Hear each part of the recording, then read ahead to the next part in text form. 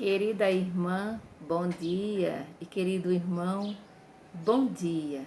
Hoje, sexta-feira, é o dia que a igreja nos convida, nos orienta a fazer nosso exame de consciência, olhar para nós e perceber, descobrir a nossa pequenez, olhar para nós e ver se nós realmente estamos fazendo a vontade de Deus. E se não estamos, pedir perdão a Deus.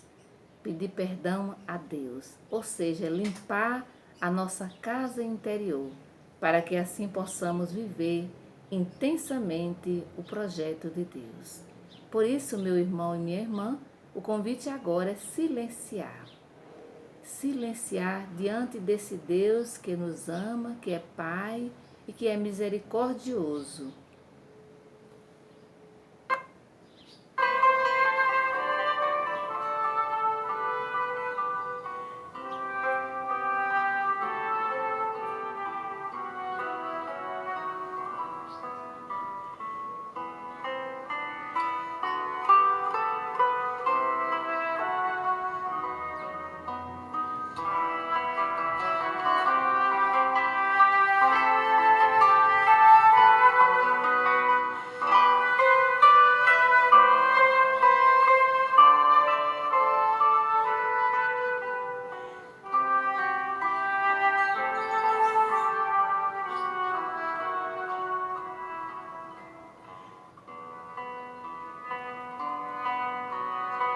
Queremos nesse momento também rezar por todas as pessoas que pediram e que confiam em nossas orações. Todos os dias nós recebemos mensagem ou as pessoas se aproximam de nós e pedem as nossas orações, geralmente por uma determinada situação.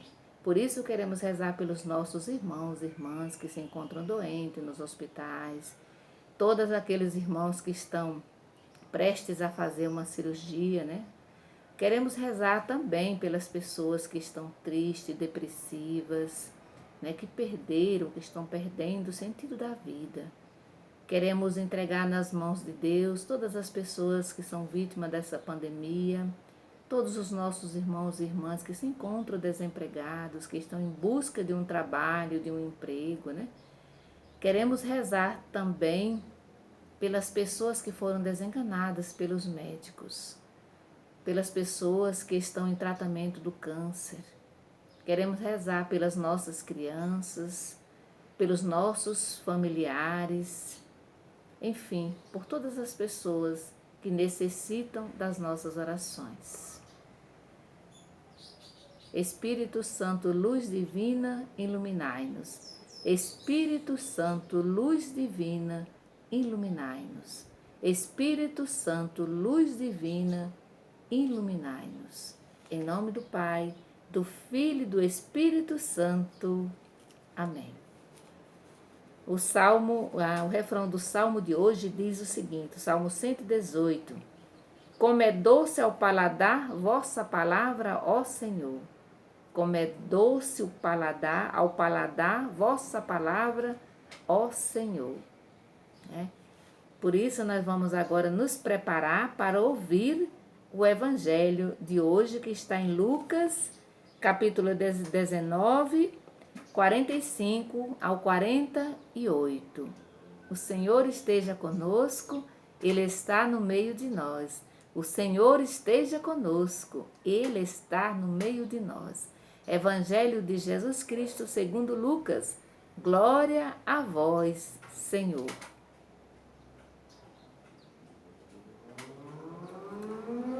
Naquele tempo, Jesus entrou no templo e começou a expulsar os vendedores. E disse, está escrito, minha casa será casa de oração. No entanto, vós fizeste dela um antro de ladrões. Jesus ensinava todos os dias no templo.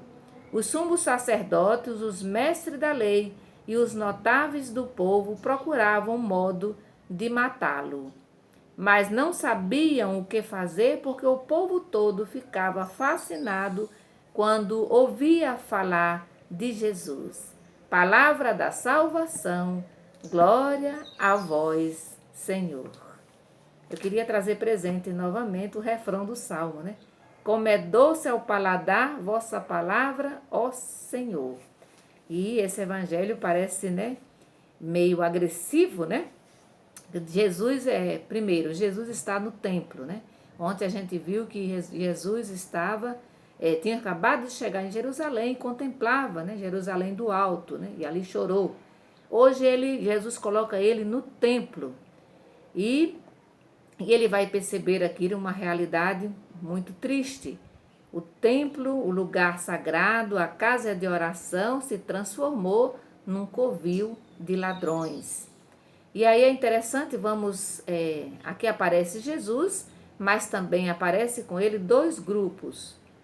Primeiro aparece o grupo dos sacerdotes, dos mestres da lei, né, ou seja, das lideranças religiosas, e depois o povo, né, que ficava extasiado, fascinado, ouvindo Jesus falar.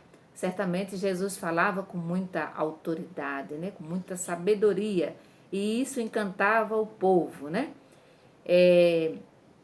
Então Jesus vai expulsar os vendedores do templo, porque a casa de Deus tinha se transformado num covil de ladrão, né? O lugar sagrado, o lugar que deveria ser para reunir, né? Para o povo se reunir, para rezar, para entrar em comunhão com o Pai, o lugar onde ali, né, era considerado lugar, a casa de Deus, onde tinha, né, ali tinha um local chamado Santo dos Santos, onde era guardado a Arca da Aliança, então era um lugar sagrado para os judeus. Mas, no entanto, fizeram daquele espaço um lugar de exploração do povo. Um lugar de exploração do povo, mas também um lugar, né, para sustentar o privilégio, né, daquele grupo, né, das lideranças, né, os privilégios das lideranças. E Jesus não vai aceitar essa situação. E aí aqui nesse evangelho diz apenas que ele expulsou os vendedores, mas se a gente pega João diz que ele fez, inclusive fez um chicote, né, para expulsar esses vendedores, né, esses ladrões, os vendedores, na verdade, né. E depois também lá em Marcos, diz que ele não só expulsa, mas ele derruba, né, as bancas, né, as bancas. Então Jesus vai reagir a essa situação. Jesus não fica calado, né? Jesus reage. E é por isso que as autoridades procuravam um modo, né, algum jeito para matar Jesus. E só não faz isso aqui nesse momento porque o povo, né, por causa do povo, porque o povo realmente estava, como diz o próprio Evangelho, fascinado por Jesus, né? O povo impediu que nesse momento as autoridades matassem Jesus. Ele vai matar mais tarde, né? Depois eles vão dar um jeito, né? E a gente já sabe da história, né? Eu fiquei aqui rezando e me perguntando, né? Se Jesus viesse hoje, se ele viesse hoje nas nossas igrejas, o que ele diria, né? O que será que Jesus fazia se ele viesse hoje, ele entrasse hoje nos nossos espaços religiosos? Sobretudo nos períodos das festas dos padroeiros, né? Que a gente muitas vezes, né? É claro que isso não acontece aí na sua comunidade, também na minha não, mas em outros lugares a gente sabe que isso acontece, né? Que muitas vezes as festas dos padroeiros se tornam um local simplesmente para se ganhar dinheiro, né? E geralmente todo o tempo, né, gasto na festa do padroeiro não é para preparar bem uma liturgia, não é para preparar o povo, né? Não é para fazer retiro, para fazer visita, para fazer missão nesses períodos. Geralmente todo o tempo das lideranças, e aí todo o nosso tempo, geralmente é gasto para fazer barraca, quermesses e assim. Não é condenado isso, nada disso não. Mas a gente não pode fazer uma coisa e esquecer a outra. E aí como é que eu saio depois de uma festa dessa? Eu saio realmente fortificada, a minha fé fica mais firme, né? A minha espiritualidade, ela realmente é fomentada, ela é trabalhada nesse período, né? Ela se torna uma espiritualidade mais firme, mais forte, né? Ou eu saio mais enfraquecida, cansada, muitas vezes com raiva, né? Porque às vezes isso acontece muito, né? Então é um momento para a gente, inspirado nesse evangelho, é muito para a gente também se questionar, né? Como é que eu vivo esses momentos na minha igreja, né? Como é que eu vivo esses momentos na minha igreja?